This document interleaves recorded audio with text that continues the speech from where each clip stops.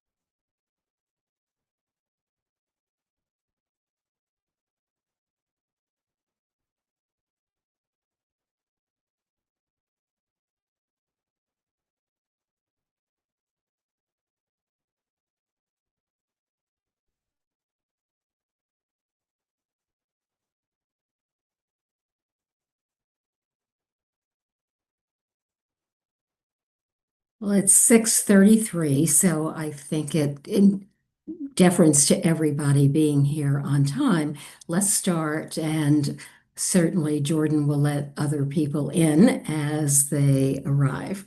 I'm Gail Barron, and I co-chair the Budget Committee with Felice Farber.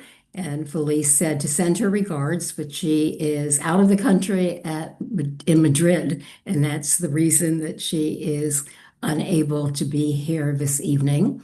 It is also the last meeting that Will Brightbill, our district manager, will be staffing. So thank you, Will, for all of your expertise, and certainly thank you for joining us tonight, as well as Jordan Lee, who is our deputy district manager, who also has been doing a great job for us. So we have two experts with us when it comes to dealing with our budget priorities. We're going to look at both the capital and the expense priorities for the district and identify our three pressing district issues. And what I think we should do is just start with an overview of where we stand now with the community survey, which Jordan has led, and we have had some really very good input. Then we'll look, if everybody agrees, at the list of priorities from fiscal year 26. We're now looking for fiscal year 27 for both capital, and then we'll get into the expense category. And once we do that, then I think we'll be well informed to determine what our three pressing issues are.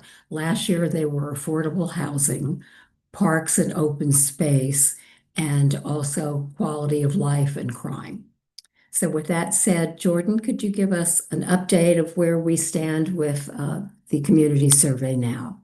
Yes, and then if you don't mind, I'll do the quick housekeeping rules really quick Please, just for thank everyone. you. Yeah. Welcome. If this is your first time joining us virtually, you will notice that you are currently muted and everyone will remain muted throughout the meeting except for the committee co-chair, Gail, and any presenters as we move through the agenda. As we move through the agenda, the co-chair will call members of the public wishing to speak. You can participate by pressing the raise hand button on the bottom of your screen, not the wave or thumbs up, as those will disappear. Only press it once. If you press it a second time, your hand will go back down. If you're calling in on the phone, it is *+9 to raise your hand and *+6 to unmute. Be on the lookout for a prompt asking you to confirm unmuting once the co-chair calls on you. The chat is available for technical support only, to help with Zoom software problems, not to ask questions of co-chairs. They will not see the chats. If you're using an older version of Zoom, you may need to find the React menu, Participants menu, or button that says More, where you will find the raise hand feature in one of those. If you plan to speak during the meeting, it would help us if you would rename your device with your full first and last name. Please do not raise your actual hand or wave at the screen because we may not be able to see you. Chat me in here for support. Thank you, Jordan. Yeah, absolutely. And in terms of the survey, As of today, we have received 189 responses, which Great. has been a pretty big increase since the last time we did this preliminary report. We had gotten patched to promote our survey, so we saw probably over 100 responses since that article was posted. Great. Um, and since our September meeting, more or less the priorities from community members have stayed relatively the same. All of them really falling within that quality of life bubble. And regardless of, where those priorities within quality of life fall, it's still all tied back to that one issue, the overarching quality of life. And that can mean a bunch of different things for a bunch of different people. Exactly. And we'll get more into how the quality of life issues are defined when we finish going through the priorities for capital and expense, and then go into a more in-depth discussion as far as whether the three that were identified last year are what we wish to basically include in our fiscal year 27 request, or if there are any changes that we want in those priorities. Are we able to go back to last year's fiscal year 26 priorities and begin with capital so that we can take a look at how we listed them last year and whether the rankings remain the same or should be altered, or if anything should be removed and any other issues should be added? Here's from, if you want me to share my screen, I can show If you our can, district needs statement from 2026 with the three top pressing issues. we can look at that, and then after we do that, or why don't we instead, can we go right to the priorities as far as our capital request, Yeah, for sure. and then our expense request, and then we'll go and look at the three pressing needs and the statements that we included in our district needs Yes. statement.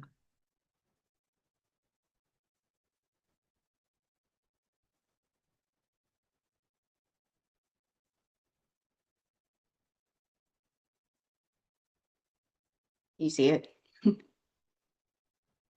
Those are the top priorities for each of the policy areas. Yeah. But what we want to be able to do is look at the list Jordan, that if you we go further had, that we, down. We're down. Okay, great. Mhm. okay. Yeah. And just really quickly, I will flag that the way that we previously would list our priorities would be sort of one giant list of, 15 to 25 or 30 different items, but they're actually changing the way that we need to categorize them. It won't be ranked 1 through 20. It'll be for every agency that we're sending a request to, we will rank those requests. So if we're sending a request to the DOT and we're sending three things to the DOT, we'll rank those three things, but we won't rank those comparative to the rankings for Parks Committee requests. So they're all going to be in separate piles that won't be competing with each other. They actually never were, but the agencies weren't seeing them as competing with each other. But anybody who's reading it from afar might have. So they're actually going to look a lot more like what those little sections that Jordan highlighted over for a second look like. But this is what we did last year. Okay, so I think what we did last year, we can at least take a look and, for example, in the capital where we have HPD, we can look at HPD as to whether or not that's still going to be the top of our overall priorities, right? Or do we just rank, for example, HPD, one, two, or three, or just one, if that is the one priority in that agency?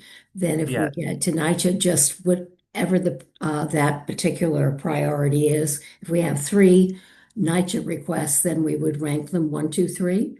under the agencies? Yeah, Jordan, actually, I'm going to take and share my screen of Yeah, what go ahead. they send us a specific form that we have to fill out to to create this document. And so I'll show you what it looks like now, which is different than what it used to look like. You just saw that was a listing of everything. And now Right. I recognize that this is very hard to see. It's very tiny. And I don't know that I can make it much bigger, but you'll see that each section area is gonna be defined like by that agency. So, things that we had multiple requests for was for parks, was for libraries. We did not have multiple requests for and school construction authority. Everything else was single priority per agency, if that makes sense. Well, and then would we end up where the agencies would be listed alphabetically or just based on those that have the most requests? Uh, Do they? it does not seem that there is any logical order that I can tell out of So I these. wondered. And this is not, this is not in the way that we listed it previously. So Mhm.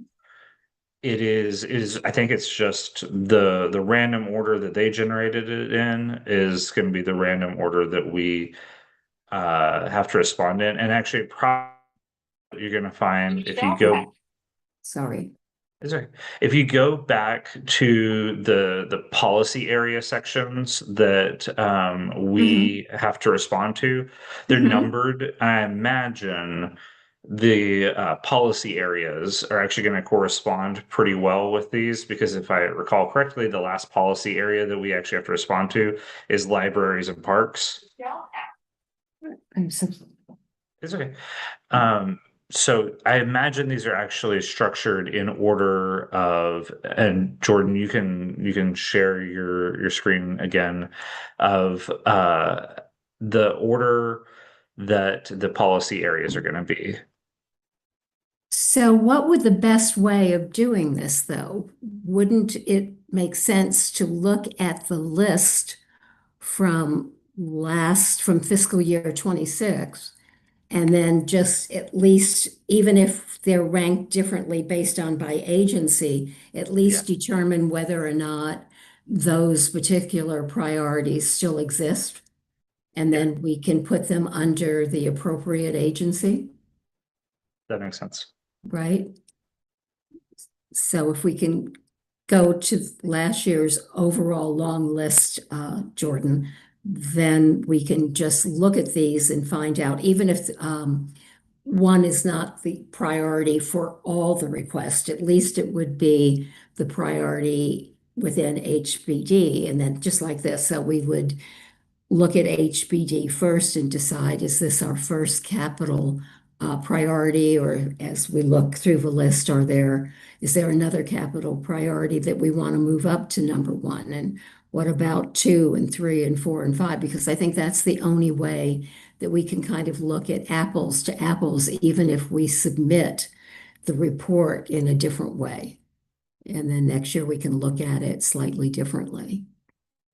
What about committee members? Do you have any thoughts about this? I'd like your input.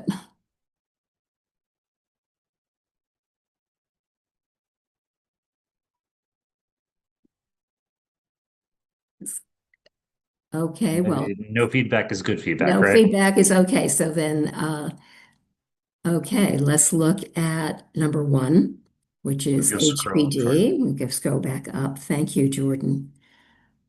Okay, does everybody agree that we should provide more affordable housing for all incomes, very low, low, and middle income New Yorkers? Should that be our number one priority under housing and preservation development? Is there any other priority of these capital requests from last year that anyone would like to change? Or are there any other HBD priorities on the list? And I'm So we sorry, didn't we didn't have any other HPD. okay, Yeah, that was the only one. Okay, so then based on that, we would just say that the current number 1 of 17 actually becomes the priority capital request for HBD.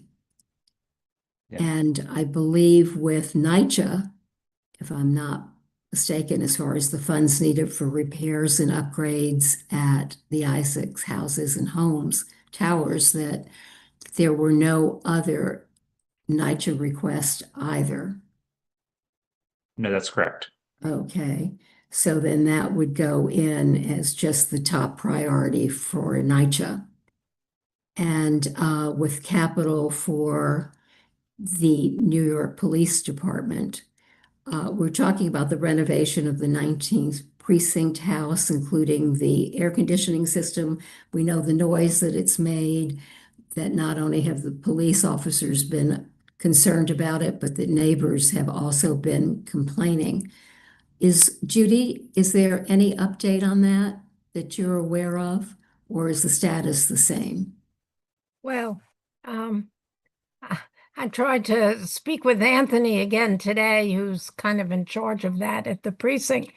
And Julie Menning gave $300,000 in last year's budget for not air conditioning units, but cooling units that go in interior rooms that don't have windows, you know. Uh-huh.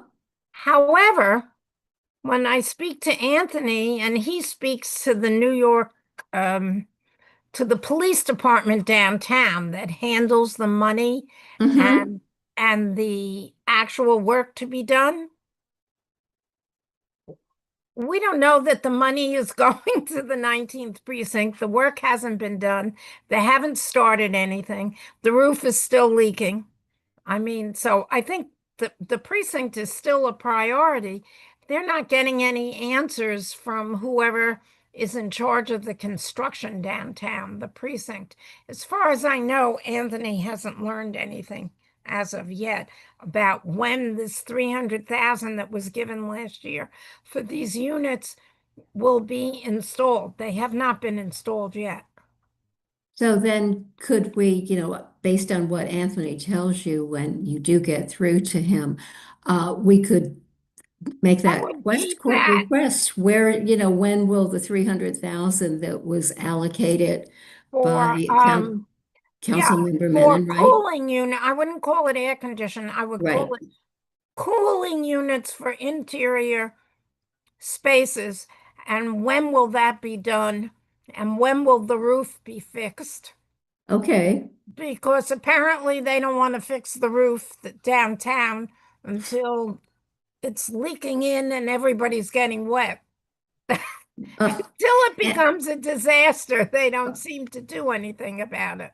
and with the cooling unit that the 300,000, did Julie also allocate funds for the leaking roof? Or No, we just no, asked no. that, The we asked that 300,000 separately? was for the cooling units. And as Okay. far as we know, nothing's happened with that yet. Okay. So we can just alter the language there. Okay. And okay, thank you. And then for the public library, the creating the new or renovating and upgrading an existing library. And I know that you're the one who's usually on this, Judy, as far as the lift at 67th Street. Uh, has there been any The update? lift has been fixed. But tell you the truth, I have not spoken with we have a new librarian there, relatively new, and I haven't spoken with her. I can try and call her tomorrow and get back to you if there's anything there. Yeah, I think that we should find out, are there any other capital needs that we should put in? I know Felice was reaching out to Diana and the Youth and Libraries Committee, but I don't know if she received any information before she left. But I'll kind of send an email tomorrow and find out. I'll reach out to them and I'll Would get you? back Thank you. and I'll get back to you tomorrow unless she's not working tomorrow. Oh, I appreciate it. Thank you so much, Judy. That'll be great. Okay, with the next one, with DPR, as far as the Department of Parks and the Esplanade, you would know the answer to that too. Have they funded phase 3 of Andrew Haskell Green yet, or do we know what's happening? Judy, I sent you another prompt to unmute. I'm not sure. Try again. I'm sorry. As far as I know, nothing is happening. I'll try and speak to Parks tomorrow about that, but I think the answer is they have no money yet for phase 3 of Andrew Haswell Green. Well, as I understand it, the real problem is that Parks doesn't really have a budget to speak of No, to but do they these things, were right? trying to get money from someone. I don't know who. And again, let me get back to you on that tomorrow. I'll try and get Steve. Actually, if we don't finish too late, Okay, I might try and call Steve now. that would be fabulous. Thank you so much. And then the priority for the school construction authority.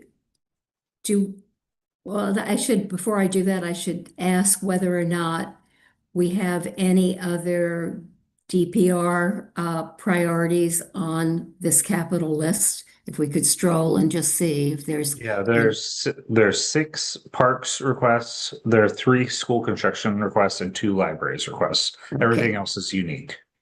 Okay, so with the Department of Parks, so we know that we want funding for Andrew Haskell Green. What are the other parks requests? Let's see.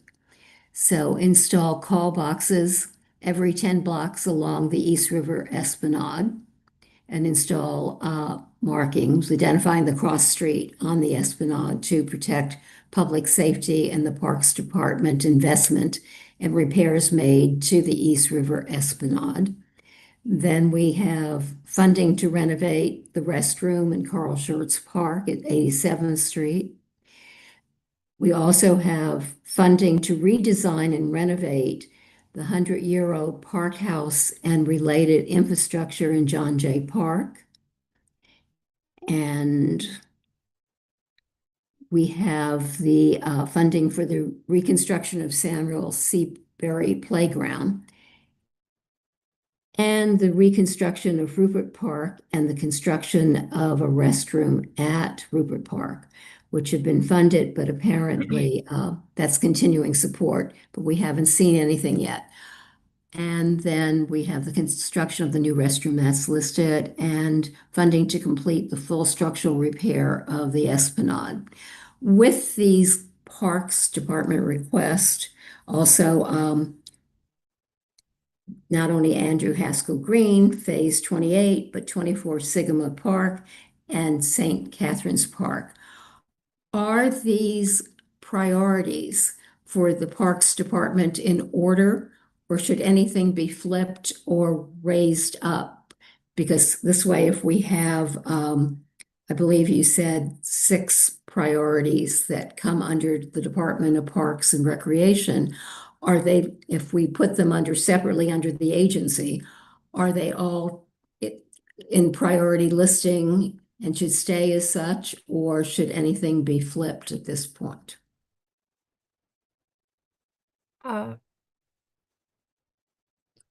Does anybody have any thoughts about that? Well, what we can do is we can just put them in as priorities as they were listed in fiscal year 26. And if there are any changes, I'll look to, I know Judy's trying to get other information for us, but I'll look to her to find out whether there's anything else that should be changed. And Sahar, when it comes to Rupert Park, is there anything there priority-wise where you feel that it Judy should has be her hand raised. You're unmuted. Oh, okay. I didn't know I was Oh, unmuted. there you are, Judy. Good. Okay. We Yes. should just keep you on muted, actually. Well, on the park stuff, could you drop down page 35 a little bit on the other, go up on page 35. Yeah, okay. Just wanted to see that. Rupert Park is finally, they're under, Continuing support. yeah, well, I hate to move it there because it's very slow, but they're going to be going out for bid next year. I mean, they have the money and the Parks Department is also doing the restroom. I don't know. Sahar, were you at our Parks meeting when we talked about that? But now Parks is doing the restroom as well. And they do have the funding for all of that. Yes, so Rupert really should be under continuing support. Mhm. 24 Sycamores, St. Catherine's Park, all under continuing support. Okay. I'm just looking to see what other parks we have here. Um, Rupert, okay. What's that? That's Rupert, okay. Uh, And then, So John Jay Park, did you do that, Judy? No, that is not under they need funding for John Jay. They do not have the funding for that. Okay, and they do okay. not have the funding for Samuel Seabury, which Trish, our former chair, wants to make that a priority. Um, uh, that's John Jay. Okay, no funding for that, for the park house. And then Carl Schurz Park. Um, what are we doing at Shores? This was the restroom. No funding for that as far as I know. Okay. So then, basically those parks don't have the funding, the others Right. fall So under. they remain as priorities. Okay. So we'll keep them in the same listing that we had in fiscal year 26 and Right. unless they, And if I okay. have any other priorities, I'll look at our July agenda where we met with Steve. If I have any other priorities for parks, I'll get back to you on that Okay, yeah, then we tomorrow. can just add it because actually Yeah, doing it right. this way will probably be easier once we have the new template in Right. place by being able to Okay. look at all of those priorities. So that's great for parks. And then you said, Will, that there were three for the school construction authority. The first is the air conditioners and the upgrade of the auditorium at Julia Richmond education complex, but I thought that might have been done or at least was funded, but I may be wrong. Yeah, I thought Julie Menon had given some Mhm. money for that. The work may not have been done, but it may have been funded by Julie. I don't really know if somebody wants to call her and ask. Okay, I can do that. And what else do we have for the school construction authority, Will? Okay, fund the construction of 3K and pre-K seats in Community District 8. There are insufficient seats in the district to meet demand, and parents are required to bring children to other parts of the city for services. I understand that that is still an issue based on what Felice had mentioned to me. So, We're supposed to be getting, and somebody just called me about it today, and I couldn't make the phone call. On 65th Street, a pre-K school, a private developer was building it for the city, and the private developer used to be a CB8 member, so I know him. oh, I just wrote that down here to call in the morning, so I'll see if I can get him on the phone and I'll let you know about that one too. And that was going to be pre-K as I understood it. oh, great.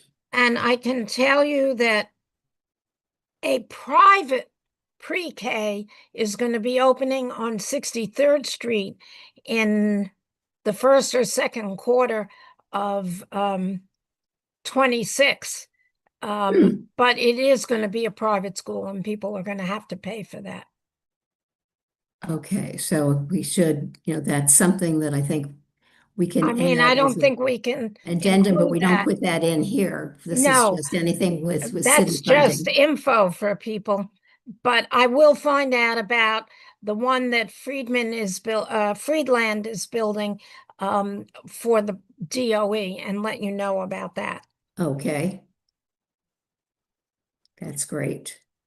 And were those the three, Will? Did we get all three? Or was Let me actually, Jordan, I'm going to share my screen for a second. I found actually a better way to present this information. Sorry,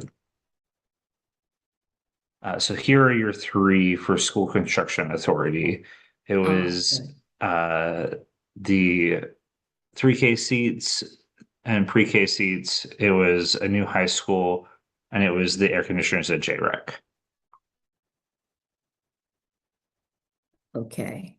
So we can keep those as they are and then just adjust them based on what we find out about, particularly from the Youth and Libraries Committee, if indeed there is still a need for the new high school and the cooling system. I would call Julie Menon's office Yeah. directly about that because Yeah. something tells me that she had given money for that, but she gave money for something for the auditorium, but I may be wrong on that.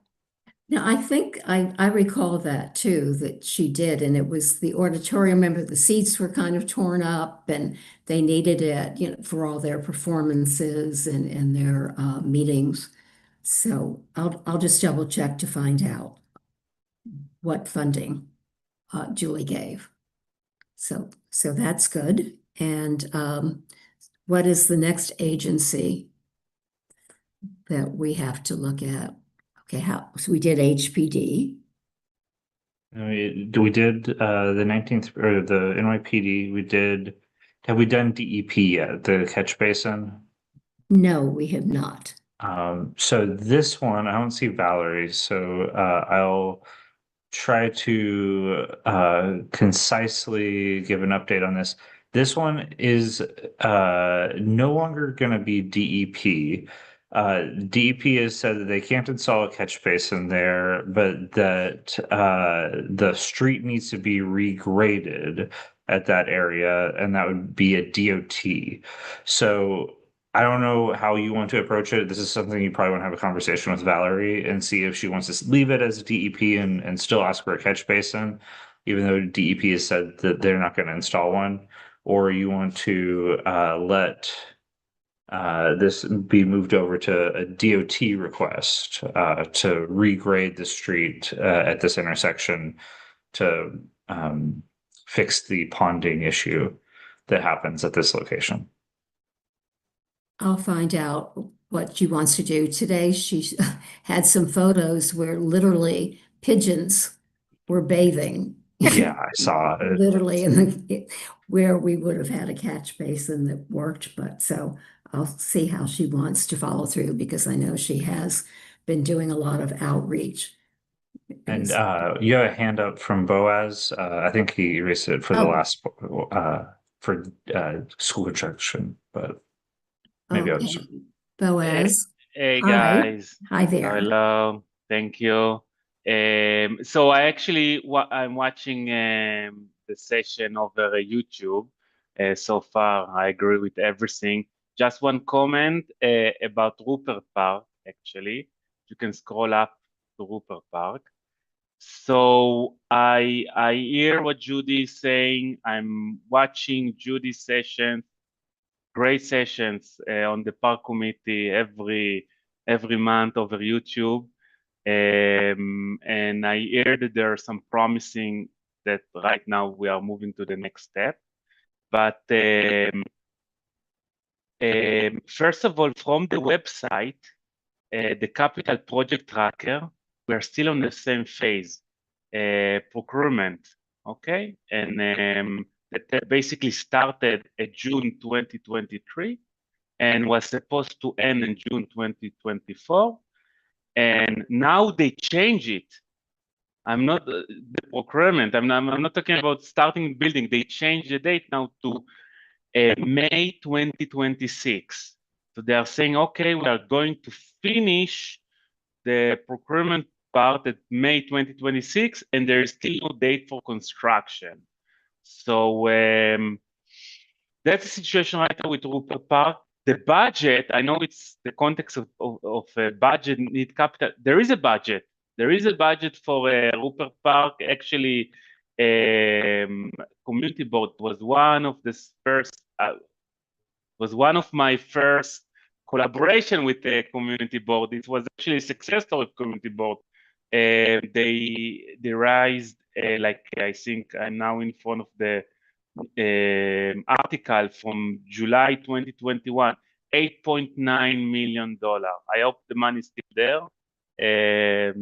So I don't know. I mean, from budget, you can say, okay, you can remove Rupert Park, but from what we see on the ground, no change since last year, since year previously, and so on. It is That's my take. frustrating. We Yeah. agree, and we push and we ask and we follow up, and it's such important part because Judy was mentioning earlier about schools, and so you have a lot of 3K and other daycares that are actually coming to that park during you know, during activity time, and it definitely needs some kind of restriction. I mean, yeah, that's it.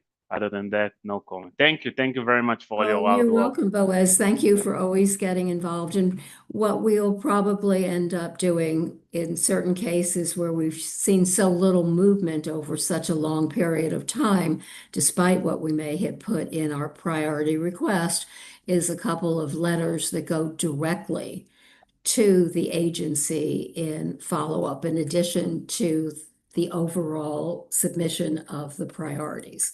And I think that will help us, hopefully, but we'll just keep pushing and do our best to try to get these things funded, which we agree are very important. So thank you. Will, the next agency? We also have Sierra. She has her hand raised. Oh, sorry, I didn't see that. Hi. Oh, Yes. Mhm. Sierra. Okay, there we go. So I was waiting for like the little unmute prompt. Hi, nice to meet everybody. I think I'm probably piggybacking off of a sentiment that is being shared, but I'm curious if we're also kind of like tracking how many things have been funded either by CB8, let's say, or Julie per se, and then not moved forward. And what are the remedies besides letter writing, I would say?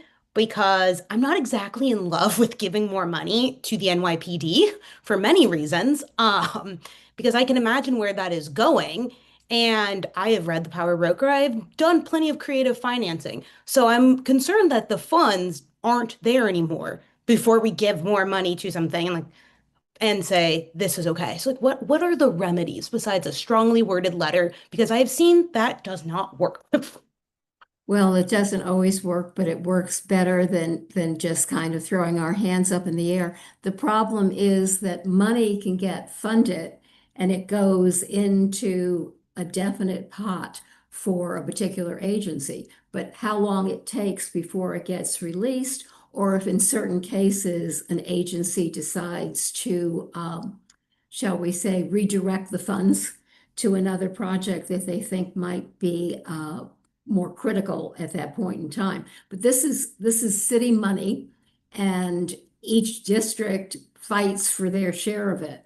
So all we can do is try to present our priorities in the most compelling way that we can. We don't have the power to force them to fund what we want them to fund, nor to force them to do it quickly. And I think Will can probably respond to this since he's always worked with it on a day-to-day basis, trying to resolve some of these concerns. Can you unmute yourself, Will? I think he was having some internet problems Oh, and were just you? was able to hop Sorry, off yeah, it. no, my internet went out, so I have Oh. no idea what you guys have been talking about You for know the what? last. We're talking about the frustration to request funding for long periods of time and not have anything necessarily resolved, no matter how much we advocate for those changes. And I was saying that this is a city budget, those are city funds. Every district is trying its best to get as much money as possible. But sadly, we don't have the power to say you have to fund this project and you have to, if money's allocated, even from a council member, that it's being done in a timely manner and that we try to specifically do additional outreach by calling or writing letters to an agency. But it's frustrating for us as the advocates for the community to try to get some of this stuff resolved. And we're not always as successful as we'd like to be, but we keep trying. And we have had some successes and certainly some successes in parks and in some of the other projects. Said it better. Yeah, so that's great. If I'm still unmuted, You are, Judy. Yes. yeah, I just want to answer Boaz's as an example on Rupert Park, which, as we all know, was Rita's thing that she's been asking for years, and Boaz is following up. Now, there we had a problem with the SWIP that had to be worked out with other city agencies. The park money for Rupert has been sitting there for a long time. But until other issues are worked out with the park cannot go out for bid and cannot be reconstructed. And this is true with a lot of city agencies. To the gal who asked the question, I'm sorry, I don't remember her name. But things come up on the projects that keep the city sometimes from doing the work, that the issues have to be resolved before they can go in and actually get the bids and go out and do the construction. And it's not as if the money is taken away, the money is still there. The problem is the longer that the money sits there and the project goes unbuilt, when it finally goes out to bid, over the years, it costs more money, and then maybe you don't have enough money to do the project and you have to start raising more funds. So I just wanted to make that statement. That's a good clarification, Judy. Thank you very much. Okay, so let's see, under the capital priorities, which agencies we have not looked at yet. So we have NYCHA. Okay, as far as DOT goes, crosstown bike lanes every 10 blocks between 60th Street and 110th on both sides of Central Park, and a two-way protected bikeway around the park. A safety issue, and CB8 passed the resolution supporting the request in September of 2022. And the agency says that it can't support this because they don't have the funding and they want further studies to accommodate the request. Craig, do you have anything you'd like to add here? No, I don't think anything has really changed in terms of this proposal and priority.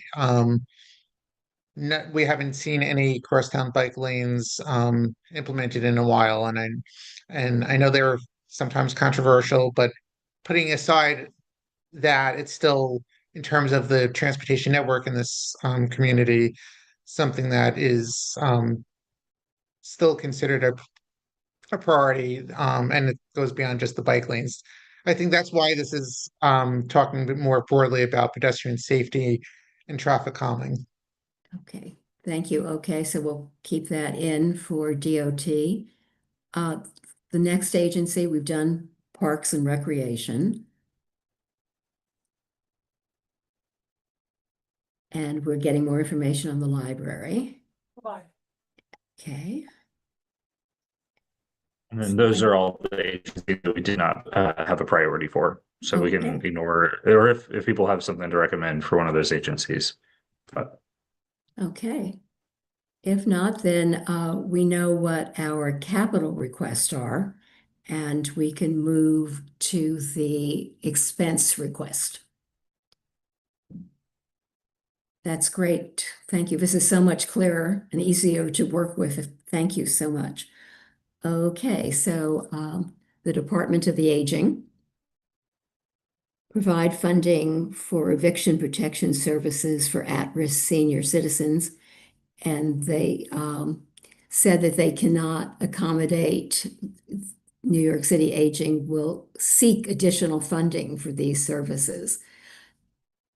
Barbara, is there anything that you've heard or you're aware of where there have been any changes at this point, or should it go in as a ranking #1 with this type of response?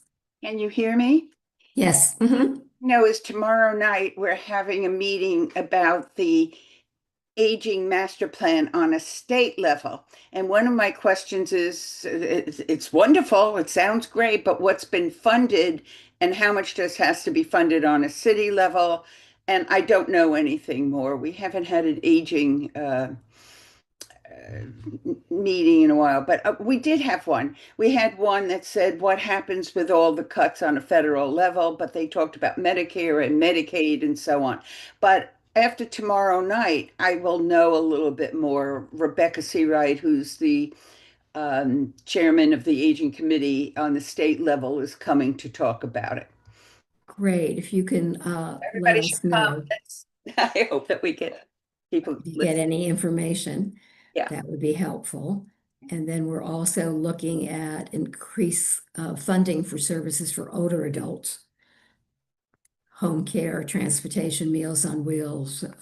This is all the stuff that will be talked about on a state level and one of my questions is what is funded, what will be funded by the state, what will be funded by the city, and so on and so forth.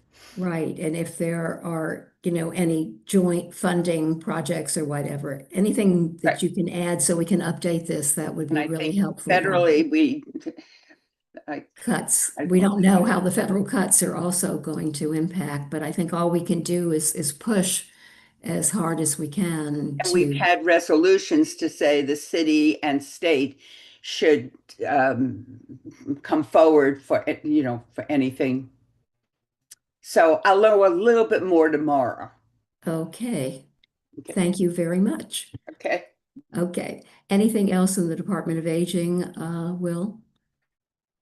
Okay. And The does Department Will of- know anything? Am I still unmuted? Do you know anything more, Will or Jordan, about some of the cuts or anything?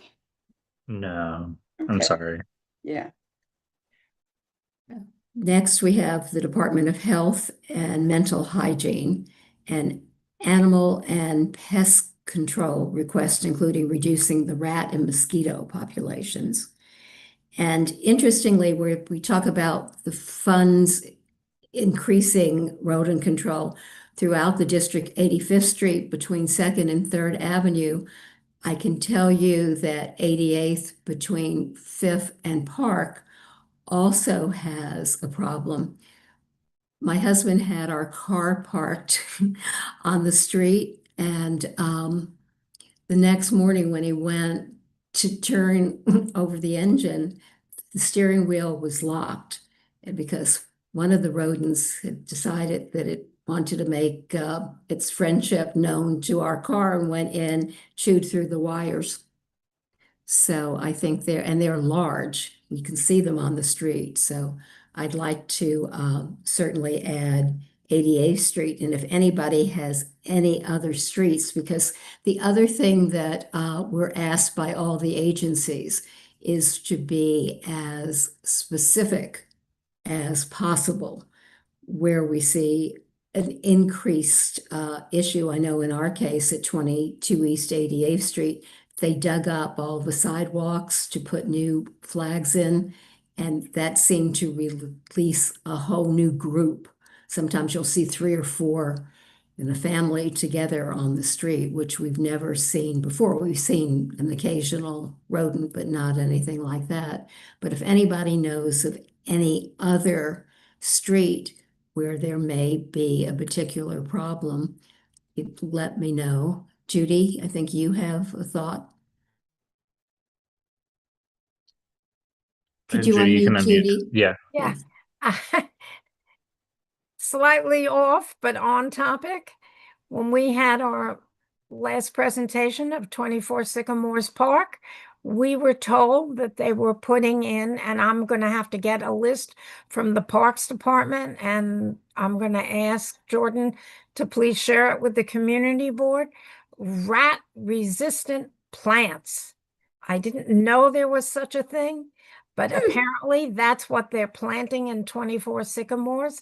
And I think it would be great if we found out the names of these plants and people planted them in tree beds and any place where there's greenery. I will get the information and share it with the community board. That's a great idea. Thank you. Good. We can actually even make a note of that when we get in one of our parks priorities so that we can mention that, because I think that's a great idea. Just to encourage them and to, I think sometimes what happens is the agency can be responsive, but we don't always thank them for their responsiveness. So it never hurts, even if it's a matter of a letter saying, we think this is terrific, and we would encourage that buildings that have tree beds in front of their properties do so as well. Okay, after the Department of Health and Mental Hygiene, anything else with that? Okay. Let's see, increase funding for mental hygiene enforcement of food vendor rules and regulations. Michelle, I think you provided this information or an update of the information. And Sahara has her hand up while we unmute Okay, Michelle. Sahar? Yeah. Oh, did you want me to address that? Well, No, you're muted now. well, Go so let's let Sahar speak first, and then Michelle, and then Barbara. Yeah, thank you so much. If we can go back, Will, sorry, I raised my hand a little late, but the previous one about the rodent, I was just wondering that aside from the rodent that we have requested over here, there was also an ask for, disposal of, what shall I say, dog waste, and to have bags of that on the corners of those disposal, like those big bins that we have. Can we include that over here as well? Is that something that can be added, or so that we are kind of targeting both? We would need to find the right agency to ask that of, because I don't know necessarily that. Sanitation or? Sanitation, probably. Okay, yeah, because I Okay. think that was another, like both of them were coming hand in hand when we looked at it. Thank you, Sahar. Michelle? Yeah, it was discouraging to hear that the various city agencies were actually instructed either by the mayor or the council not to enforce vendor regulations. And so I think we ought to continue to make that statement, though, that we are in favor of enforcing existing vendor law, because this is now, it's been very difficult over the years, and now, of course, and enforcement has been handed over from agency to agency. It started with police, it went over to consumer affairs. Now it's with the Department of Sanitation, but the PEP officers are handling it in the park, and supposedly with the help of the police department. We've had these officers at our meetings, at the vendor committee meeting. And the truth of the matter is they don't have the manpower, even when they were instructed to enforce the law. And now they basically have been instructed not to put resources into existing law. I'm not even talking about law that may be pending in front of the city council, which would be to relax rules and regulations. So I don't know if there's a way to make a statement about that in here, that this community board supports the enforcement of existing vendor law. I think we can say that. We can just Yeah, put that in the explanation. because part of that, which is very serious, is the fact that food vendors, are required to go back to belong to a commissary and to actually go to that commissary every 24 hours with their cart or their truck, whatever vehicle is selling food, and they are supposed to have sanitation check, potable water. If they're picking up food supplies, that's supposed to be monitored. And part of the relaxation of these rules risks all that oversight, which is a pretty serious risk.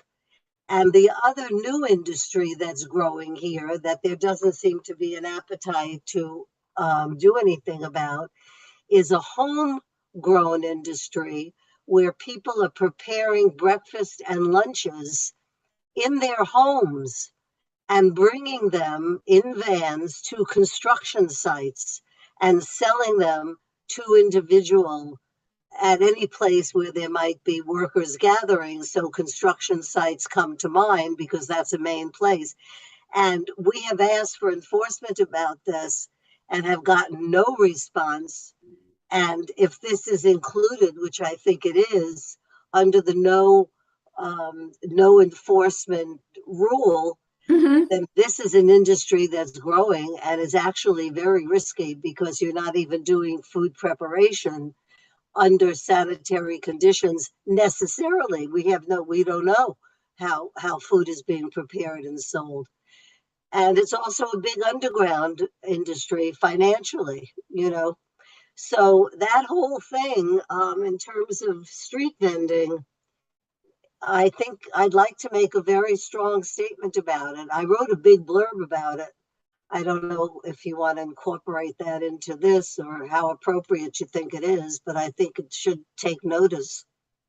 Oh, definitely. And if you, Felice may be the one who's had that. So and she's not around. So if you send me your write-up, then I'm able to also take part of that and put it in overall, because I do know that the East 86th Street Association has done outreach to sanitation regarding the vendors who come. Mainly they're ladies that have some types of ethnic foods. They have their coolers and they're on street corners. And you're right, the workers do come and buy lunch from them. Yeah, and much of that stuff is prepared in the home. I'm sure. What's the deadline for this? When is this supposed to go in? This goes out the end of the month, so we have barely 2 weeks to make all the updates and get this Well, to meet if our that's deadline. yeah, I was going to just say to go to that statement and just literally copy and paste it from there. Okay, that's very helpful. And the last person is Barbara Rutter, who has a comment. One is a comment and one is an addition. The comment is in terms of the mental health. The 91st Street Welcome Center, in fact, is open. I got a tour of the place. It's before people actually were coming in. I believe that they've actually started coming in now. And I don't know if they need additional funding, but it seems to be a very well-run place. And I don't know if we need to add anything to it. In terms of sanitation, I'm no longer the environment co-chair, but Valerie and I had a long discussion about garbage cans. And she loves the new mesh garbage cans. I hate it, and I proved it by sending her one block after another of overflowing garbage pails. I really think that instead of the poop bags are going to come for a resolution the next meeting. Quite truthfully, there was a lot of that resolution that I'm 100% for. I'm not for the poop bags for many reasons that I won't go into now, but including the fact that I would rather have sanitation get us some good garbage pails. And I will tell you, I was going to Canada, sitting next to a Canadian man that sells garbage pails in the United States. He was embarrassed to tell me, little did he know he was sitting next to this nerd that loves to talk about garbage pails. And there's some amazing ones that really will hold it. And I would rather sanitation do something. Our streets are disgustingly dirty, which of course adds to the rats. I don't think, I won't say anything more, but that's how I feel. I think I would like to add better garbage pails all around. I don't know if you agree, but I have picture after picture of the mesh ones overflowing. Okay. And as far as the poop that goes in it, because they're not enclosed, it is horrible to pass by a mesh garbage pail when the poop bag has just been thrown in there because the odor is not contained. But Okay, we make a note of this. Sierra, did you have a question or comment? Okay, could you unmute Sierra? Thank you. Yeah, Sierra, you're good. I understand the concerns around like sanitation and the vendors, but like I do want to have us think about what is the underlying reason why somebody might be doing that, which would be a cost of living and jobs potential issue. So really thinking through that, because we all know that cost of living and affordability is the number one issue, right? So like why would somebody be doing that? We are seeing jobs leave. Mark Levine has talked about how many jobs have been lost and they aren't coming back. So really thinking through our priorities, like, is this really a priority right now versus helping people and really being that community support of like, what are jobs? What are we doing? Like, how are we then helping these individuals who are doing these food service things and giving them the resources they need so that everybody can thrive?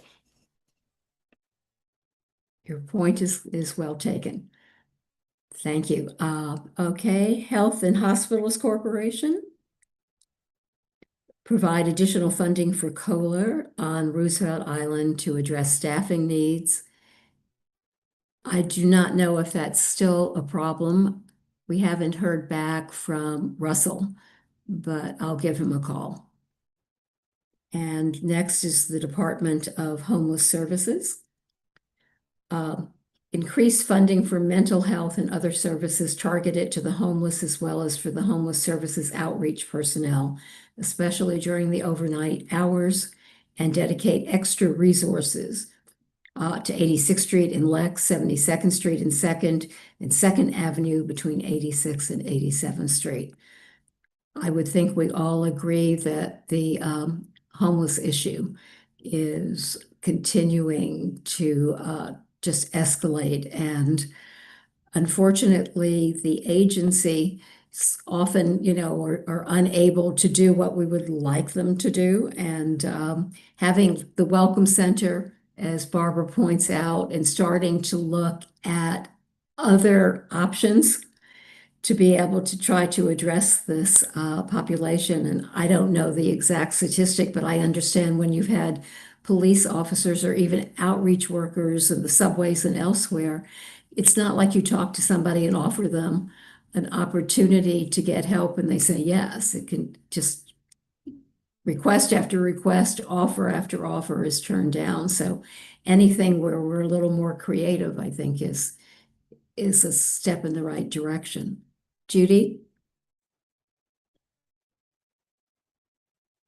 Can you unmute Judy, please? Yeah, I would like to add a block if we can to that. Sure. The west side of 2nd Avenue between 6-4 and 6-5. We have a terrible homeless problem there. 2nd Avenue, 64th to 65th. Okay. Right, on the west side of the On the street. west side of the street. Okay. Thank you. You're welcome. Thank you. Barbara? Well, I guess we could add lots of streets. Certainly by the CVS between 86th and 87th Street and Second Avenue, there was a family on 87th Street. There's the loveliest lady that sleeps on the tree guard. I don't know how she does it and doesn't fall off. My hope is, and it's early to say, I'm having my first CAB meeting, I think it's next week, is that this welcome center will be successful. People will be less scared of it and possibly get more of it. It's the only way. We need some place for the homeless to go. Yes. And right now, and I think the pendulum swing is that proposals that have been that we will be voting on deal with sort of sidestepping input because I think there's been so much NIMBYism that nothing gets done. So I don't know what to say, except I would like to fund more housing, maybe supportive housing, long-term care, different types of housing so that we have a place to go. I mean, what are you going to, and also there was something Mark Levine, when he was borough, I guess he still is borough president, had come and wanted money, even though it's not our district, it would be for our district, the hospital on Randall's Island to convert it into a psychiatric hospital. And I think that was funding last year. We had that in there. I don't know what else to say, except just to say I want somebody to go and look on 64th Street and Second Avenue. What are they going to do if there's no place for them to go? We can adjust the language to Right. say that, yeah, okay. So that even if there are outreach services, we have to there ensure are. that there are facilities that can accommodate and help. Goddard is around, Lenox Hill. I see people coming and I mean, you see them. If you could see them because they're sort of hovering over somebody in the streets. And I guess there are shelters that nobody wants to go to. And what we need is places, I'm hoping, like this welcome center. It's beautiful. The rooms are beautiful. The bathrooms are beautiful. I'm hoping we get more like that and it is successful. Could you tell me the name? I forgot it. I know I went It's to your the, meeting. oh geez, now you're doing, it's the Sorry. Housing Solutions. Is that right? Will knows. Housing Solutions, I think it's called, of New York. Housing Solutions for New HSNY. York, yeah. Yeah, Okay. HSNY. And I have been very impressed so far. I'm sorry for the caveats, but it hasn't really started yet. Okay. And we'll see. But it is an I mean, a really efficient place where they seem to have answered every question that was around, including with Harry, who is Julie's person who's been very involved with this. And if they're satisfied with this, I think we could be satisfied because they're being very careful. Great. All right, that's DHS. Are there any other agencies we haven't gotten to yet? HRA, increase funding to support food pantry. Yeah, I mean, we need more and more of it. I don't know how that happened. Increase funding to support food pantries and other community organizations that provide meals and groceries to food insecure residents of Community District 8. I know that the food insecurity, unfortunately, even post-COVID, has increased in our district. And I believe that part of it, once again, going back with the discussion about that CR raised affordability, when you find that basically a one-bedroom apartment on the Upper East Side now is like just over 4,500, 4,600. Citywide, it's 6,000.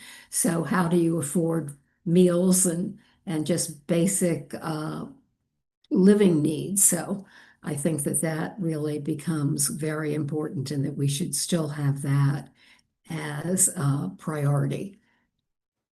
and then provide, expand, or enhance rental assistance programs and vouchers. And that's once again another area for people who are homeless who don't have any place to go, Barbara. So these vouchers, at least if we're able to secure them, are a step in the right direction to find housing for people who so desperately need it. And then under the DOE, the Department of Education, once again, it's funding the 3K and the pre-K seats. And Judy's going to get a little bit of information for us. And I am going to call Julie Menon's office just to get a clarification on what type of funding they provided for the 3K and pre-K seats.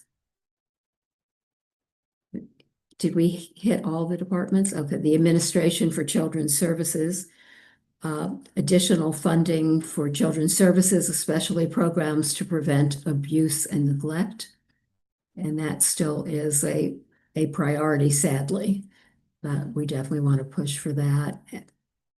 And then as far as the Department of Youth and Community Development, the increased funding for youth programs, particularly the Summer Youth Employment Program. And we'll see, last year, actually, that was expanded so that there was more money. I don't know what will happen this year, but we certainly want to be able to have that type of workforce development for our youth. And then we also, number two, want to provide, expand, and enhance after-school programs, particularly for elementary school students. So unless anybody disagrees, we'll keep those as our two priorities. And next, okay. Oh, we also have the third one, sorry. The out-of-school youth program for job training and employment services, particularly in the Isaac Center, and give priority to the Isaac Center programs for youth and adolescent residents of both Holmes Towers and Isaac's houses. So I think we all can agree on that. And then once again, we've already gone through the police department funding. We've gone through the, the Department of Sanitation. We've mentioned the fact that streets are certainly not clean, and to ensure that we have adequate pickup, and particularly if garbage receptacles are overflowing, as well as more street sweeping. And then the catch basin cleaning, we know that we want this to be done, particularly 2nd Avenue and 87th Street, because of overflowing catch basements. If there are any other streets that are particularly egregious that have a need for cleaning the catch basements, please let me know.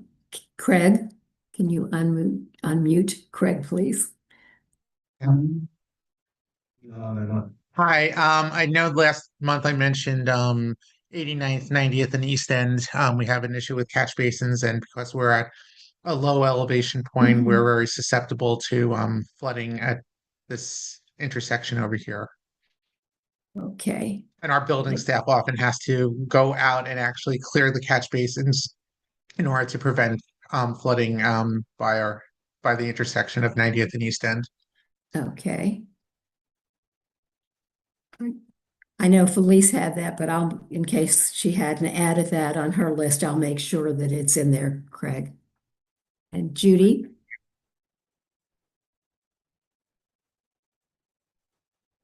Yeah, I wrote to Sahar to put this in for sanitation, but I'm a citizen pruner, and the city has made no arrangements now. Buildings cannot leave bags of garbage by the corner anymore, and they get ticketed. So the sanitation department has made no arrangement for citizen pruners to dispose of the tree material, which is recyclable, that we prune, and there are citizen pruners in all 5 boroughs. So this is not something that's just a problem for Manhattan. All the boroughs have pruners. Interesting. I didn't know that. But okay. So yeah, well, when you go for training, you meet people from Queens and the Bronx and whatever. Every 5 years, you have to renew your license. So, So we should add that as a sanitation requirement. yes, as a sanitation issue, could they please do something about it? At the moment, the E60s is dragging their bags to a member building of the association and asking them if they will please dispose of our garbage. But sometimes I have to drag a very heavy bag 3 or 4 blocks before I get to somebody who will take it off my hands. Okay, we'll put that in as the third Because priority. I don't know when, either October, November, they're going to start ticketing people Right. who leave garbage at the receptacles on the corner. And I'm assuming the building owner for that corner will be the one getting the ticket.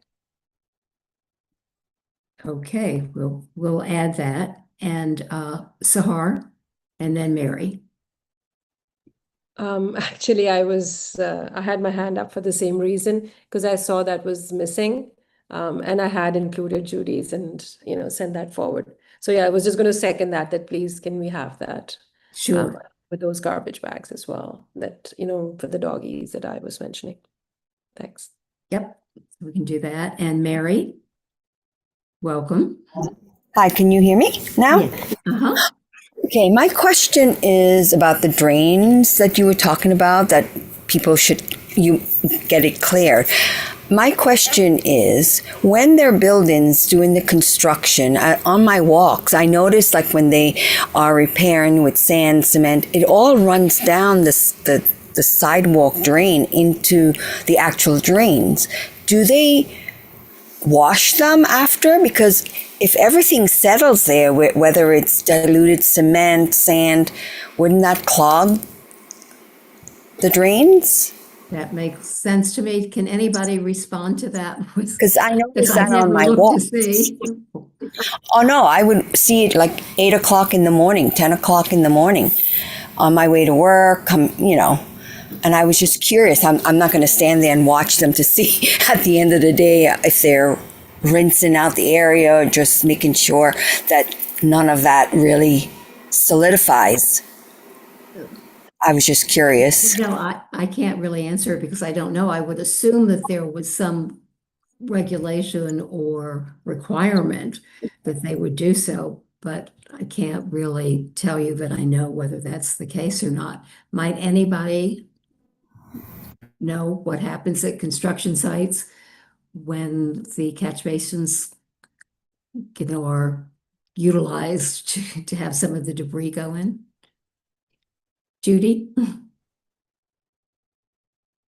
Well, yeah, any construction site is responsible I would think. for, cleanup. And if they have to contact sanitation, then it's obviously if you've got a problem at a particular site, Mary, then I would call the community board and say it's at the XYZ site and Joe Jones is the contractor and he's not cleaning out the catch basins that he's stuffing up. And then the community board would get to sanitation and get after them. I know that I personally have had members call me from the E60s, and I know someone at sanitation. So I call that individual and tell them the basin is stuffed and needs to be cleaned. And this person is very good. He takes care of it. But certainly if it's a contractor, he's responsible. Mm-hmm. Thanks, Hey, Judy. it's Valerie. We've had a lot of issues. It's actually not a sanitation issue. It's actually a DEP issue. Correct. And so we had a situation where Con Ed was repairing something and the cement actually clogged the entire drain on the corner and then solidified into concrete. It took like 6 days. I mean, while you can call the community board, you need to call 311 right away and you need to file a complaint. I mean, obviously the construction company should be running some water through. I've seen it just recently at the same location with another construction project. But if you notice it, you should just call 311 and they'll put you through to DEP. You can also send us a copy of your 311 complaint, but that's where the first action should be taken. So Great. Thank you, Valerie. sure. Nice to see you, Gail. Nice to see you too. Any other issues for sanitation? If not, let's look at DOB. For the Department of Buildings, hire additional DOB inspectors for compliance and code enforcement, including for illegal signage, and hire auditors for applications. Is everybody in agreement with that? And then the other question is with the noise complaints for after hours, just to try to figure out if there's some way that we can just have language requesting, and there's always been the issue is whether or not it's actually the DOB that's responsible for noise or not, or a sister agency. So I think we should probably put something in anyway, just even if they're not the ones who have the primary responsibility. And that seems to be just fly in the face of what appears to be normal procedures. But I think that we've had so many issues with people suffering from after-hour construction based on permits that have been granted, that we should just go to the correct agency and make sure that we also make that one of our priorities. Because it seems like there's a lot of this going on and we're not necessarily getting the results, and the noise is continuing.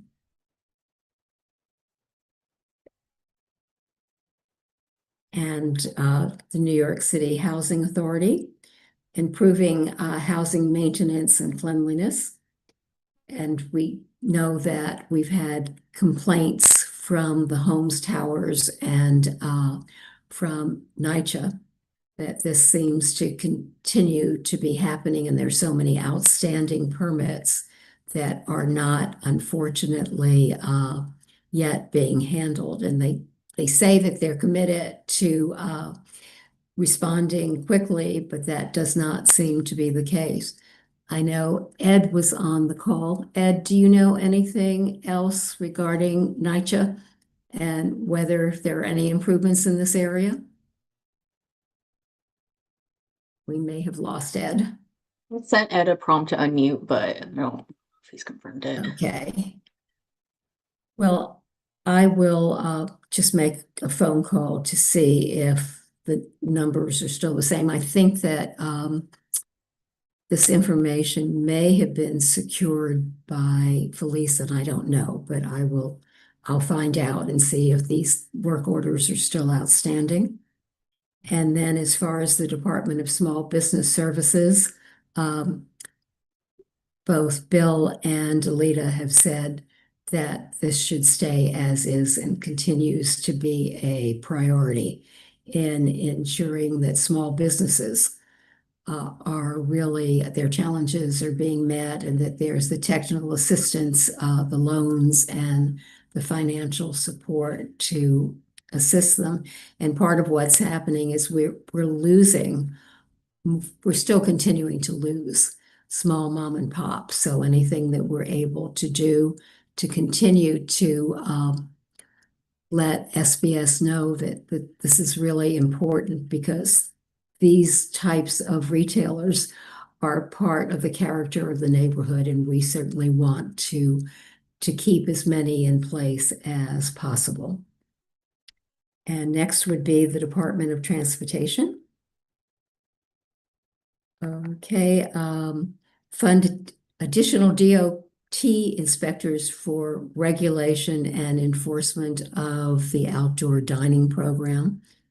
That just makes sense that we want to continue to have that happen. I think it is interesting now that a member of the city council wants to have outdoor dining year round, and that'll be interesting to see, since the regulations that limited the outdoor dining actually were passed by the city council, but now a member has been pushing to try to have that expanded. And if that were to happen, I think the need for this additional enforcement would really come to the forefront. And then new traffic or pedestrian signals, increase funding for audible, accessible crossing signals for intersections in CB8 to accelerate the installation of accessible crossing signals.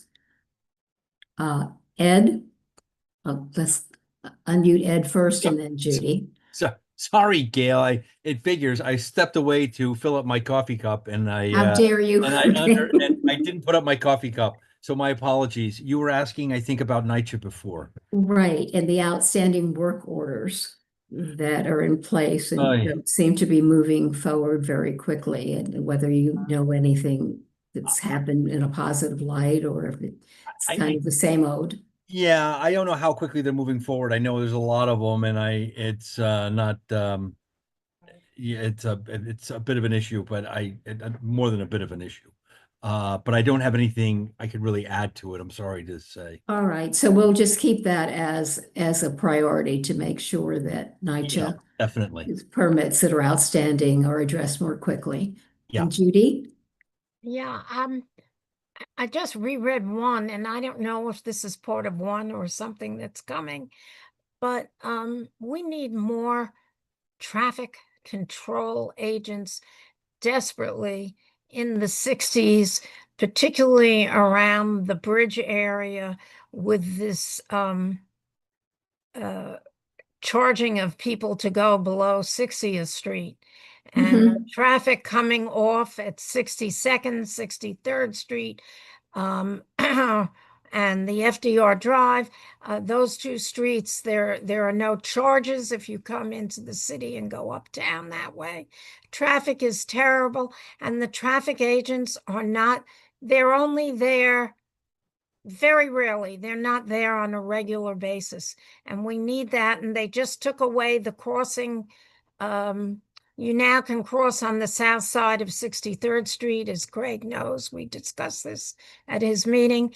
And we desperately need permanent traffic crossing people. I don't know if that goes with DOT inspectors or that's a separate issue. Well, we could just put that in as another DOT expense budget request.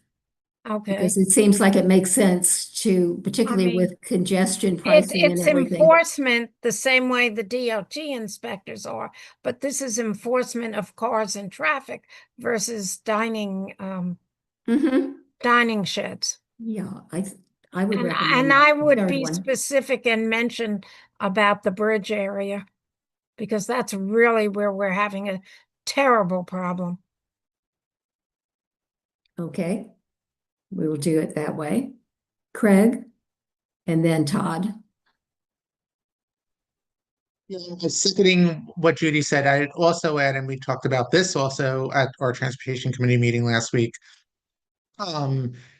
There are currently agents at 96th by the FDR Drive, but probably they would be useful if we had them during expanded hours. That's an increasingly problematic area at all times of day. Okay. And the other thing I was just going to note is for the second priority, provide new traffic or pedestrian signals. So as it was noted here, they have DOT has put in many of them. So whether we want to consider replacing this with something else, or whether we want to keep it, that's something that we may want to discuss here. But that is something that they have largely done. And whether we want to support a second phase or prioritize something else, as I said, we may want to consider that. And I assume it was under public safety, but we've in the past asked for more funding for traffic control from NYTD. So we have traffic enforcement, excuse me. We have them come in periodically to our meetings, and they have a very small staff considering all the work that they do and should be doing, whether we talk about citywide or within the 19th precinct itself. And I think that would be something that we always want to prioritize. Okay, so we can add that to the NYPD. And I would think when it comes to the traffic and pedestrian signals that we can commend them for those that are being installed, but ask them to continue to do so, that the need remains, significant. Would you agree with that, Craig? Do it that way? That would be fine. Okay. Okay, and other traffic. I was just gonna say, ditto, Judy, 63rd has just become now worse than ever. So extra help there. It's so dangerous in that few block area. Any support that they can offer now would be great. Thanks, Todd. Okay, and the Department of Parks and Recreation. Fund additional PEP officers to enforce the parks rules in all district parks, which is something that Michelle also raised as well as Judy. So it seems to me that that's a real priority. Now, once again, we have to figure out what will happen, because when the Parks Department writes back and they say that they agree, but they don't have the funds, figuring out how we press to try to find ways that funding can be accommodated, or if it's a matter of looking at our council members to see if that's another way that we might be able to get some funding for the PEP officers. Michelle? Yeah, well, in addition to the funding for the PEP officers, the precinct and sanitation informed us at our meeting that they were permitted to go into the park and work with the PEP officers. So that's now increasing their workforce. But I couldn't get any numbers out of them. So maybe we just want to add a line that in addition to requesting more funding for actual PEP officers, that the PEP officers work closely with the Department of Sanitation and with the local precincts in order to affect rules that apply to the parks. That's a good idea. Okay.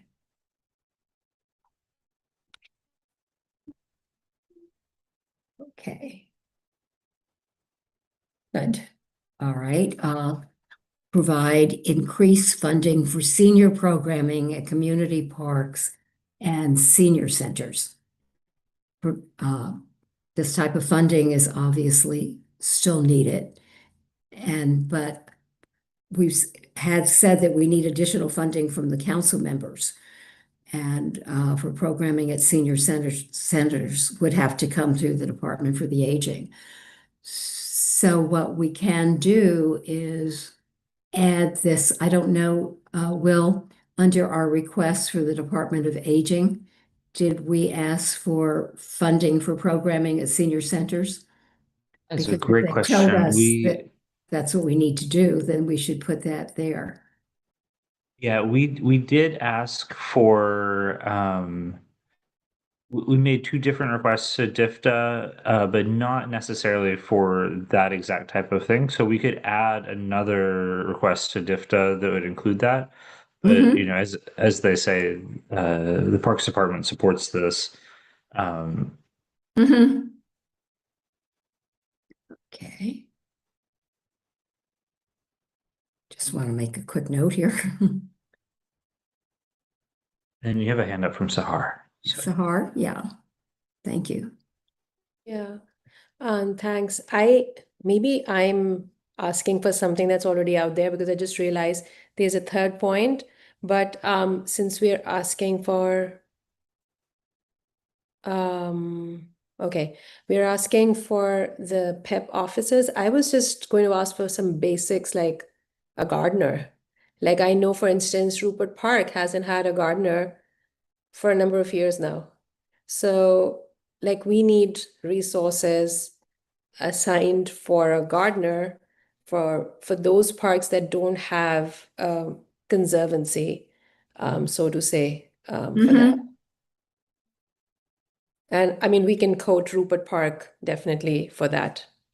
If you want the exact name of a park too, they don't have a gardener. Okay, we can add that as a request, definitely. Thank you. Judy? Yeah, since we're back on parks, Steve Simon just called me. And yes, phase 3 of Andrew Haswell Green has absolutely no funding, and we should be putting that down as a priority. Okay. Thank you for checking that out, Judy. I appreciate it. Yeah, that was quick response. That's great. You're important if he, takes the call. So thank you for doing that. This way we'll put that in. Okay, and then also improved trash removal and cleanliness. And where we have the provide funding for the rodent extermination in all the parks within CB8, maybe that's also the place, Judy, that we can put in the rodent resistant plants. Because in addition to having the exterminators. Yeah, well, as you know, I'm active in St. Catharines and we do planting. So when I get that list, I'm going to be suggesting to our gardeners that we start planting some of those rodent resistant because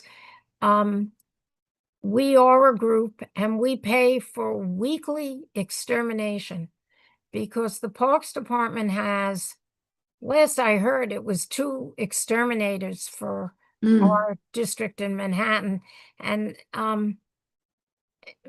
maybe they come once every 6 months to do, for the rats.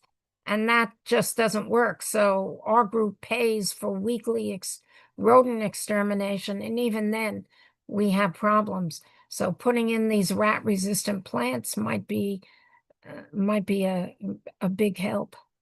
Absolutely. Are there But any? the problem with there aren't enough exterminators in the Parks Department. They don't have, and I'm sure this is funding.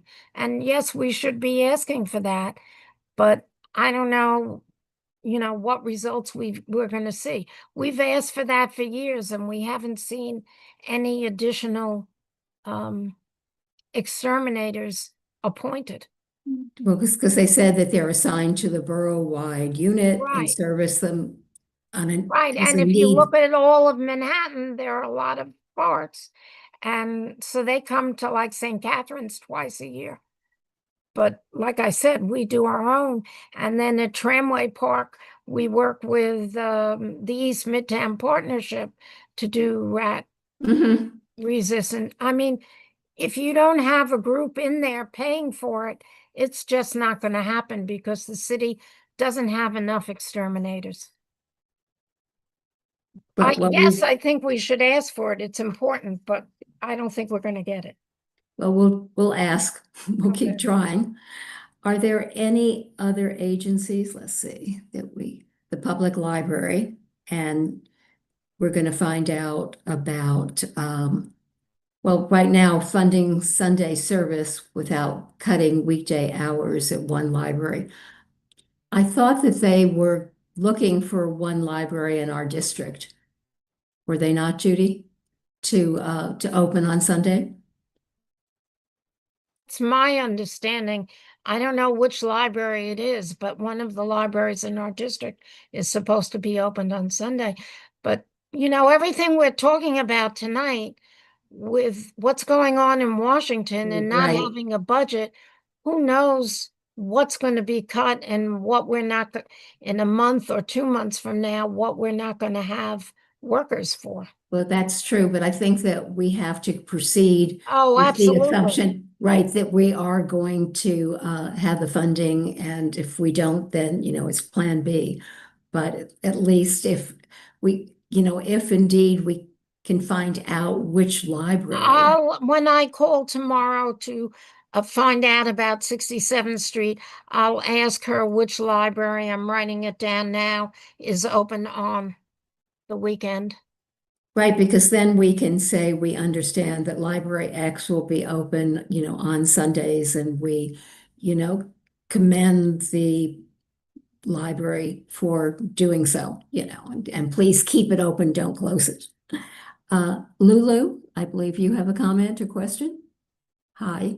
Hi, I do. Hello. I just have a quick question about with regard to the library and the agency response. Agency does not support and cannot accommodate. So is that, please contact agency directly and promptly for more information. So is that is that just it seems like almost every thing we've gone to, there's no agency support or does not support or cannot accommodate. So I was just wondering what that response means. Is that an affirmative no? Well, it's usually we don't have the money to do it. That's what they mean. Okay. And so it's not they disagree with no initiative. Often, they ask. If they don't agree with it, they'll say, we don't think it's necessary, but the library would never, as an agency, say that we're opposed to having. That's why I was surprised at the agency. Be open 24/7, if Yeah. it was available, but it's Okay. really comes down to funding. Okay. And that's why in any case where they are being accommodating, we want to make sure that we also say, we recognize that Library X will be open on Sundays, and we, thank you for that. And we encourage you to continue to do ensure that. that the library remains open, and others can be identified as well. It never hurts to make that ask. Great. All right. Thank you. So Sure, you're very welcome. much confused about them not supporting that. No, some of their responses are very confusing, even to those of us who have worked with it for a while. Great. Appreciate All it. right. Thank you. Of course. And the Office of Management and Budget, other community board facilities and staff request increased funding for the community boards to support and retain staff and pay fairly, which is something that we've always put up as one of our top priorities. Number one, because you want skilled and competent people, but you need adequate staff to be able to really follow through, because part of the job of the community board is to do the outreach to all these different agencies. As a member of the community has a concern or a complaint, our people are the ones who are doing the outreach, getting the information, doing the advocacy and all. And it's certainly important to make sure that people are acknowledged and recognized. And also because since COVID, we've had meetings that take place at night at 6:30 for most committee meetings, to ensure that people who work are able to attend. And our staff has to come and be as tonight, where Will and Jordan are staffing this meeting. So if they're spending 2 or 3 hours a night, 2 or 3 nights a week, that is a big ask for anyone. And they've all been really very good about that, which is why we want to ensure that we continue to ask for adequate funding. And funding has not been increased, but yet the cost of all of the goods and services, we have to have the Xerox machine, we have to have the postage machine, et cetera, all those costs go up. But the budget to the community boards throughout the 5 boroughs have remained static for some time. I think it's been over 5 years that I'm aware of where there's been any increase, and that's unfortunate. But we'll keep asking. And as far as the other expense request for the Board of Elections and Election Day support, we'd like to have more funding for the voting locations and more maintenance staff and mechanics available to make sure that the equipment works and doesn't break down. And talking to Sherry and Ed, who co-chair the voting reform committee, they've said that they would still like to keep this as an ask. And then the next committee is the Department of Consumer and Worker Protection. And once again, they were responsible for enforcement of the food vendors. Now it's the Department of Sanitation. So things keep changing, and we'll make sure that this request goes to the appropriate agency. And then if we just scroll through, these are the agencies that we don't have any expense request unless anybody on the call feels that with one of these agencies. Sahar? Yeah, Gail, I had a question, and I don't know which department would be asked, but like, we have these many illegal vaping stores that have come up, or pharmacies, whatever they call. And they are illegal and they should be closed. So how do we ask that there is a bigger budget for an agency to come in?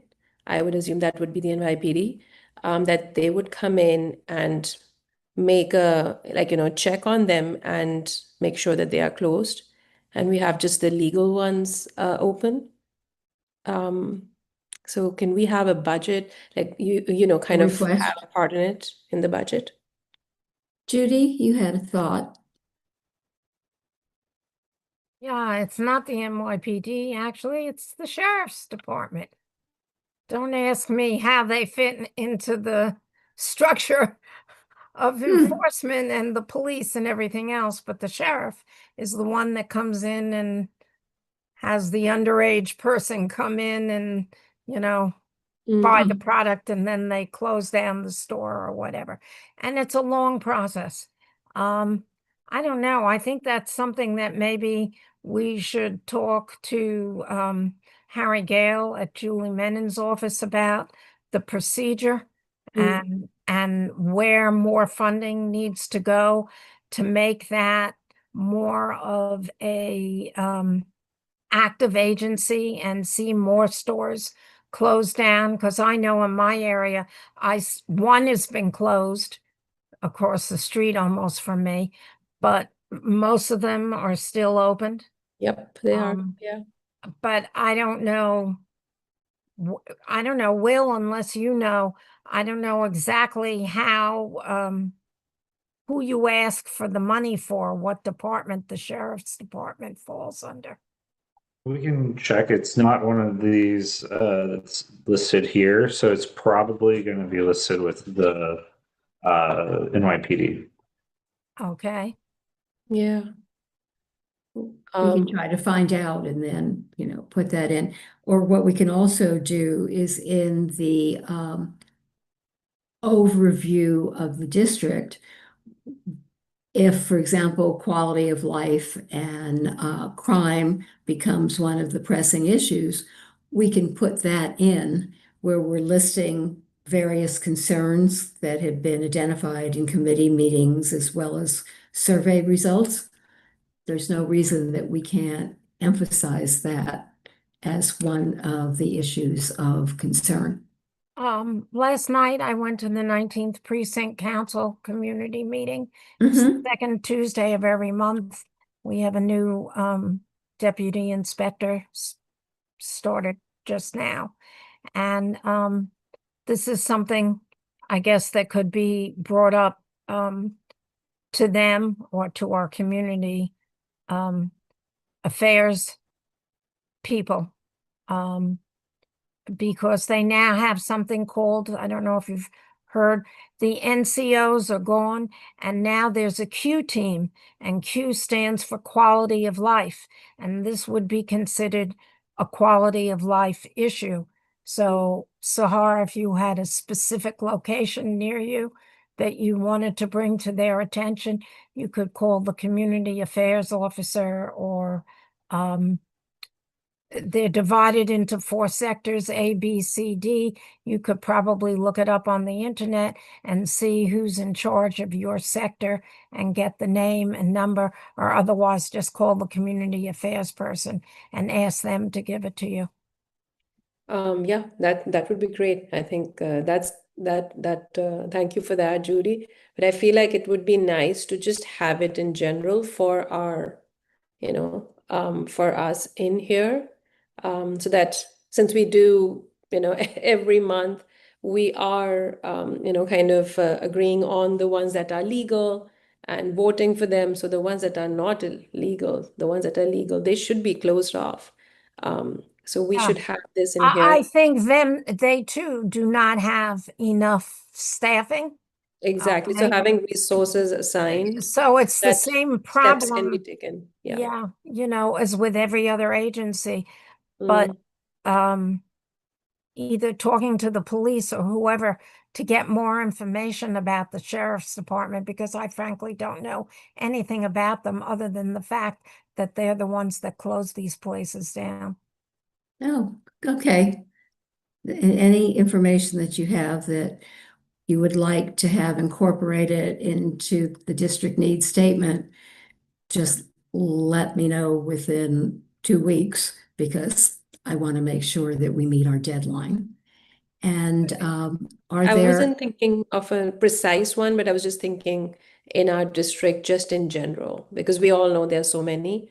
So I was just okay, thinking in general. I don't have a precise one. I mean, whenever we walk in our district, we see so many and we know how many we approve. mm-hmm, So we have an idea that there's so many that are illegal. So those need to be closed. So in general, Gail, I was okay, just thinking about, so if you can just include it. Thank you. Thank you so you're much. welcome. Well, we've now gone through priorities for capital and for expense. And the last thing that we're tasked to do is to determine the 3 pressing needs for the district. Jordan, would you be able to bring those up from fiscal year 26? Is this it, Will? Or no, this is continued support. That's the continued support will stay Go the back to same. We went the through document you were showing earlier. 1 second. with affordable housing, parks, and quality of life and crime. Scroll So up they, to it again. yeah, it would be like maybe the 4th or 5th page in the district needs statement.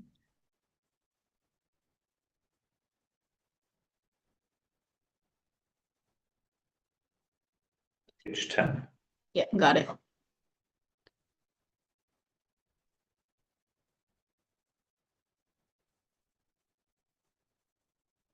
you see it? Right. So these are the top 3 pressing issues overall from last year.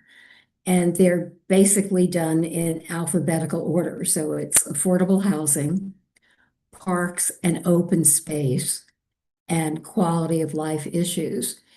And as well as crime, when we looked at the results of the survey, the 189 people, most of these categories were pretty much the priorities as Jordan pointed out at the beginning of the meeting. The quality of life issues, coupled with the concern about crime and with the fact that on our policy areas, whether it's homelessness, whether it's e-bikes, whether it's rodents. So you see that sanitation, Department of Transportation, other agencies also deal with quality of life beyond those which are just dealing with graffiti or petty crime. So it seems to me that quality of life still becomes an important issue. Parks and open spaces are always right up there with the survey results as well, because people want to have the green space. And as has been pointed out, we have less green space than most other districts. And we know that affordability is a major issue. And just with the fact that you're spending close to $5,000 for a 1-bedroom apartment in our district, and the cost of food and other services have also increased. It seems to me that these 3 issues remain the major or top pressing needs, but I'd like to have anybody's input as to whether you agree, disagree. Michelle? Yeah, thank you, Gail. For me, it's crime. And actually, it's not petty crime, it's violent crime. And we're seeing more of it every day. And every one of these issues for me pales, because if you're not safe and we don't have enough resources to keep us safe, everything else falls behind that. So I would like to see a big statement and a big stress on combating crime. And I wouldn't classify it as petty crime. We have a lot of violent crime. Well, I was reworking the quality of life issue, including crime, and it's interesting because you have issues with crime, which has increased. You've got certain types of actual, less petty crime that has decreased. But what also is happening, in addition to the reality that murder may be down and rape may be down, but other very major crimes are still up, you have the perception of crime, even when it's not happening, as something that has made people very uncomfortable. It's like perception becomes reality, even if the overall statistics are down, and they are down Well, this year. yeah, I think it depends what you're measuring. You're up in knifings, you're up in subway attacks. Anyway, we're not gonna No, but we're I not think we gonna can put evaluate. that in. Yeah, I think I mean, if somebody wants to claim that crime is down and not further identify what, when, where, and how, and which crimes, that's okay. But I don't think there's any question that we have a crime problem. And for me, that is the top priority. Um, and I'd like to see that statement made somewhere here, because everything else pales. Well, that will be included in this, because Yeah, basically, but I think, for example, in quality of life issues, crime is almost a separate issue, because even here, you can't compare noise to a knifing or graffiti. And even here it says petty crime, but I'm talking about crimes of violence. well, And we're going to we're bring having that it on up. the streets. In our neighborhood, it has increased, or at Well, least I think so. Or no, definitely. Statistically, what has increased is assault and petty larceny, based on the statistics from the 19th precinct and the Comstat that's statistics fine, but clearly. that's And fine. we'll put that in, Yes, definitely. please. But you see, Oh, yes. no one, my point is, no one of those is more comforting than another. No, You know what I'm I saying? know. I mean, it's Yeah, great that murder I and don't, rape is down, but yeah, that's fine, but nobody gets a feather in their cap for that, to say, well, rape is down, but knifings are up. I mean, the point is, there are assaults and there's danger out there, and I think we need to make a very big statement about it, and well, and not I just lump think it in with quality of life. that if 22% of survey respondents listed crime as their pressing issue, we'll weave that into it so that it will clearly explain crime and quality of life, both. It's because they basically came out, frankly, just about, if I'm not mistaken, Jordan, I think they were equal, or very close to equal, when you started to look at both categories, where people listed their first, second, or third pressing need. Let me also just say, if I may, Gail, that the survey, I think it was a little over 100 people. And it also, 189. yeah, so that is not a very big percentage of the people who live in our community, but we're happy to have that input. And it's a framework for us. But we, as a committee and as a community board, can also have a point of view Oh, as to absolutely. what our priorities are. And so I think my opinion is it should be separated out, but I yield to whatever the co-chairs think.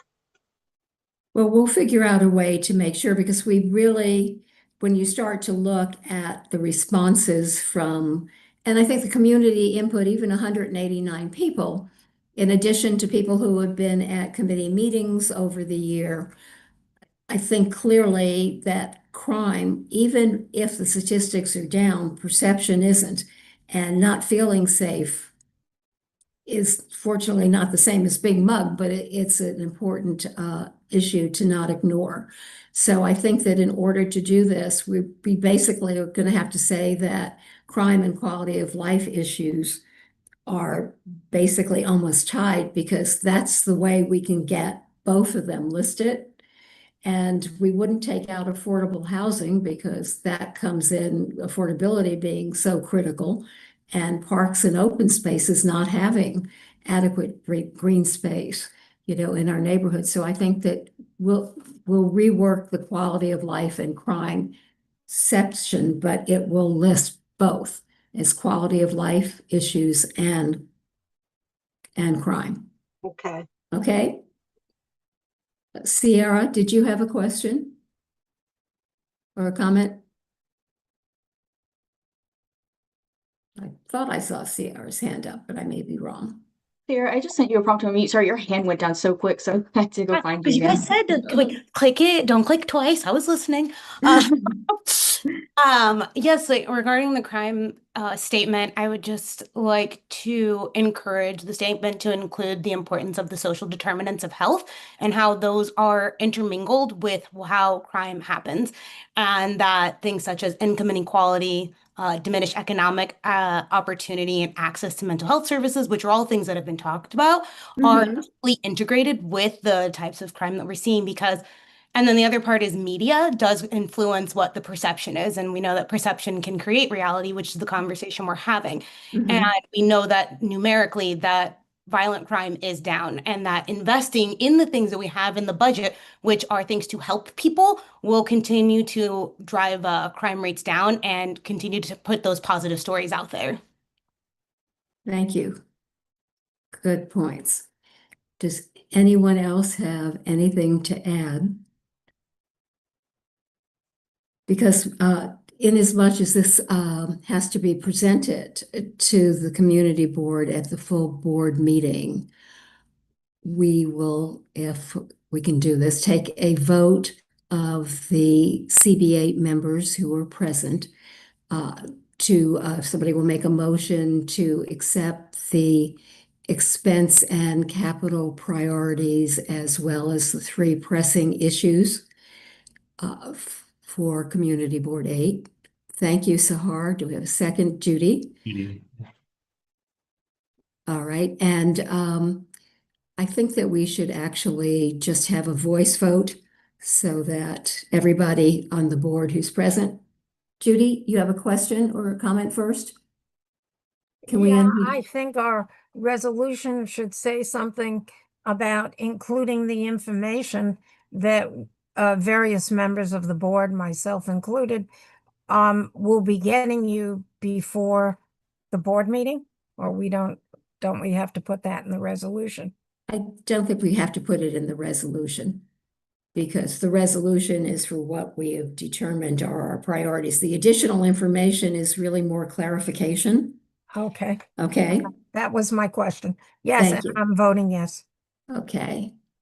So Judy, Ed, are you still here? Yeah, yes, I am. I have my coffee and I didn't. You have your coffee, good, fair I have enough. not refilled. I am actually. Ed doesn't sleep at night, at 3 in the he's still drinking his coffee. Okay, Craig, are Playing you all in night talk favor? radio. I'm a yes on the resolution. Okay, and what about you, Craig? Yes, I am. Okay. Thank you. Todd? He is not here. So. Okay, and Valerie? Yes. Okay. Thank you. Thank you. Michelle. Michelle? Yep. Yes. Okay. So there will be minutes with the top priorities listed for the full board meeting next week. And everyone, thank you for your willingness to reach out and secure additional information. And as soon as I can have it, that would be good. The one thing, Ed, I haven't heard back from housing and zoning on your sections in the district statement from last year. So if you can take a look at that and let me know if get there are that any to you. changes. Yeah, I'm sorry. I'll get that to you tonight. We'll get that to you. Okay, I appreciate it. Sure. And Gil, did you And- get Sahar's vote? I didn't, Sahar, I'm so sorry. It's a yes. Thank you. I also have a question. You're welcome. Gail, so what I mentioned about the NYPD checking on those illegal dispensaries, you will just in general mention it, right? I Yes. mean, I'm looking at it, I don't have any deliverables for you. No, Just what make we sure that- we can do is under our priorities to the NYPD is requests that inspections be made and just to ensure that illegal dispensaries are not continuing to operate. Perfect. Thank you. Okay. Thank you. And if there are no other questions, concerns, comments, if we can have a motion to adjourn. And Will, good luck. Keep in touch with us so we know how things are going in Amsterdam. Thank you, everybody. Thank you for your help. And Jordan, thank you too. I move to adjourn, but not without saying thank you so much, Will, for all you've given us over the years. Jordan, I know you'll do a great job, but we will miss you, Will. We will definitely miss Will on the staff and office side as well. Well, everybody have a good evening and thank you so much for attending and helping me out.